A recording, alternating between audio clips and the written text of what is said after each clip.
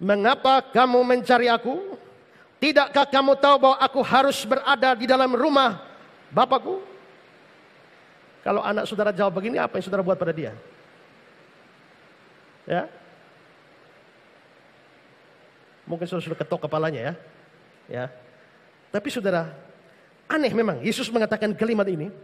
Tapi saya ingin jelaskan kalimat ini yang saya garis bawahi warna merah. Aku harus berada dalam rumah Bapakku. Entois to patros mo, bahasa aslinya begitu, dan tidak ada kata rumah di situ. Sekarang lihat ayat ini dalam terjemahan lama. Maka berkatalah ia kepada mereka, apakah sebabnya kamu mencari aku? Tidakkah kamu ketahui bahwa aku wajib ada di dalam pekerjaan Bapakku? Bukan rumah Bapakku. Di dalam pekerjaan Bapakku. Terjemahan lain lagi. Mengapa kamu mencari aku? Tidak tahukah kamu bahwa seharusnya aku berada dalam urusan Bapakku? Versi King James dikatakan, I must be about my father's business. Aku harus berada dalam kesibukan Bapakku. Jadi bukan rumah Bapa. Ini bicara pekerjaan Bapa, urusan Bapa. Pada saat Yusuf, Maria dan Yusuf merasa bahwa apa yang Yesus buat ini mencemaskan mereka sebagai orang tua. Yesus bilang, ingat, saya di sini itu ada urusan dengan Bapa. Saya harus terlibat dengan urusan Bapakku, dengan kesibukan Bapakku, dengan pekerjaan-pekerjaan Bapakku. Matthew Henry bilang begini, dalam pekerjaan Bapakku, begitulah pengertian kita.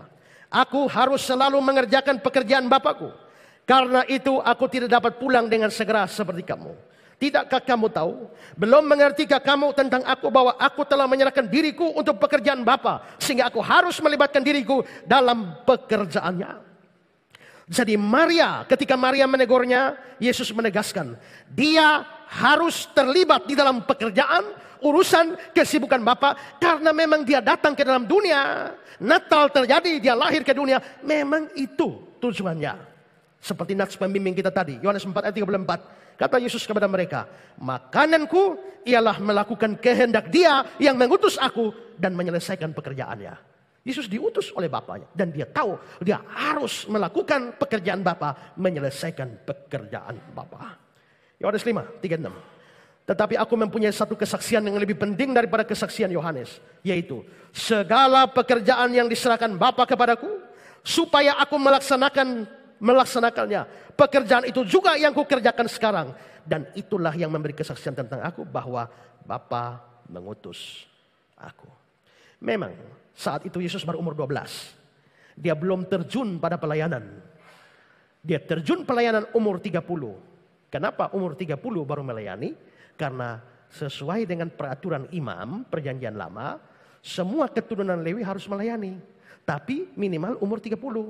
Di bawah 30 tahun belum bisa melayani. Imam baru bertugas umur 30 melalui sebuah penabisan khusus.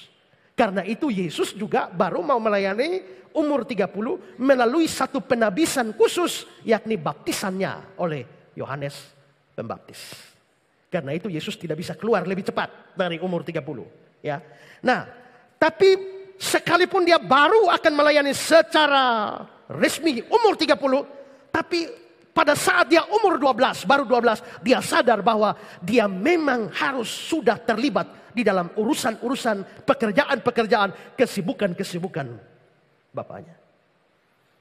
Albert Barnes bilang begini, Yesus mengingatkan mereka, Yusuf Maria di sini, bahwa dia datang dari surga. Dia memiliki Bapa yang lebih tinggi daripada orang tua duniawi. Dan bahwa bahkan di awal kehidupan sudah sepantasnya dia terlibat dalam pekerjaan yang mana untuknya ia datang. Dia tidak memasuki pelayanan umumnya selama 18 tahun setelah ini. Namun tetap pekerjaan Allah adalah miliknya dan selalu. Bahkan di masa kanak-kanak pantas baginya untuk terlibat dalam pekerjaan besar. Sesuai dengan tujuan ia datang dari surga. Sekarang kita mesti belajar dari Yesus.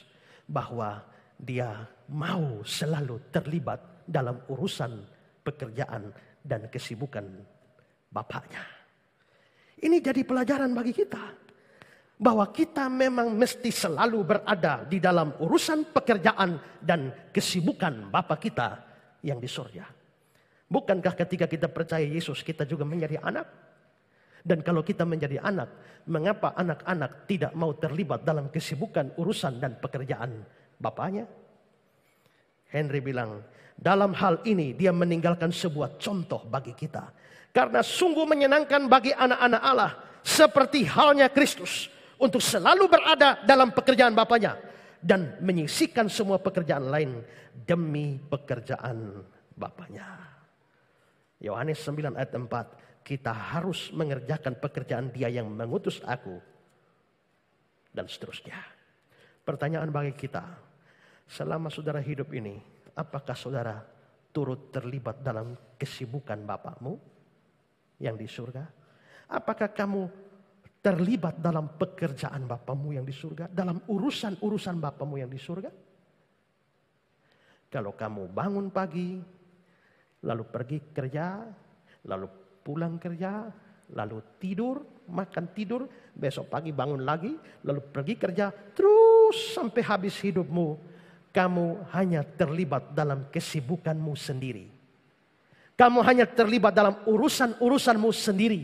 Tapi kamu tidak terlibat dalam urusan pekerjaan dan kesibukan Bapamu yang di surga.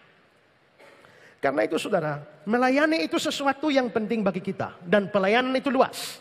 Pelayanan tidak hanya dibatasi dalam tembok-tembok gereja.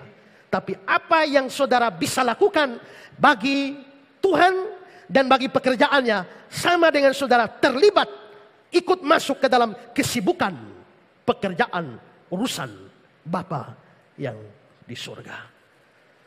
Paulus misalnya, orang yang sangat terlibat dalam urusan Bapa surgawi. Dia mengatakan dalam 2 Korintus 11, 27-28. Aku banyak berjerih lelah dan bekerja berat. Kerap kali aku tidak tidur, aku lapar dan dahaga. Kerap kali aku berpuasa, kedinginan tanpa pakaian. Dan dengan tidak menyebut banyak hal lain lagi, urusanku sehari-hari, yaitu memelihara semua jemaat-jemaat. Kita memang tidak seperti Paulus yang memang dipanggil khusus sebagai rasul. Tapi bagaimanapun juga kita anak Tuhan, kita anak Allah. Pikirkan, saudara sudah terlibat di dalam pekerjaan, urusan, kesibukan Bapamu atau tidak? Kalau tidak, kita perlu belajar dari Yesus. Pikirkanlah, saudara harus punya sebuah proyek pelayanan untuk Tuhan. Entah di dalam gereja ini, entah di luar gereja ini, entah menonjol atau tidak menonjol, di depan layar atau di belakang layar, harus ada. Maka yang terlibat di paduan suara rajinlah. Jangan makin lama paduan suara makin bagus tapi anggota makin habis. Ya. Yang terlibat di sekolah minggu rajinlah. Yang terlibat di kemajelisan rajinlah. Jangan kita nanti punya nama sebagai majelis tapi kita tidak kerja apa-apa. Mari semua ambil bagian di dalam kesibukan Bapa kita.